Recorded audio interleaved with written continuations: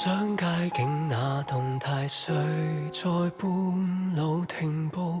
是聽着每顆心跳和脈搏起伏，拼了命成就幸福。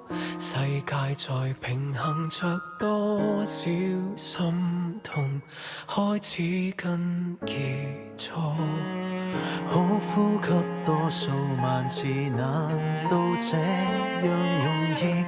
你最後那一口氣呼了便化煙，為何明明在眼前，明明同行，但你臨時別去放下句點？許多人都相信離開的人生走到該走的那時，痛着來話別。可知留低的與重生的，卻在這邊怎撐過餘生的浩劫？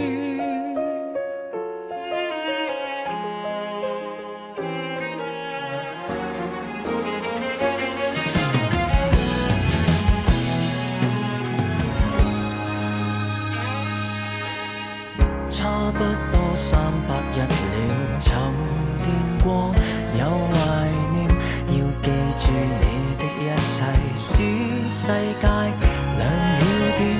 原來仍能活過來，仍能糊塗地愛悠然地笑，過着每天。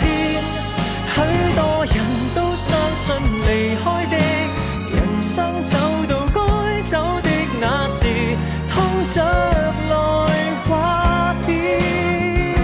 可知留低的與重生的，卻在這邊只可接受新生活的蛻變。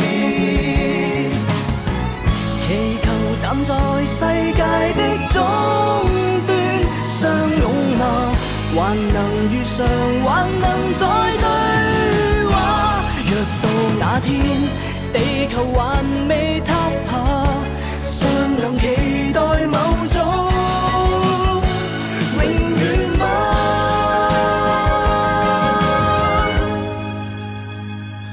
幾多人不捨那離開的，誰都懂說生死都有時，講裏事又如何避免？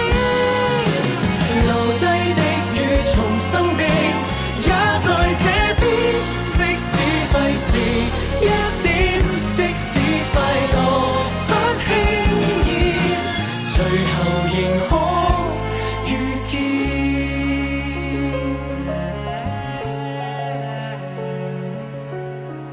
差不多900日了，還是這樣懷念。說過在那一邊見，來待我出現。你繼續沿途歷險，我繼續尋求幸福了那一天。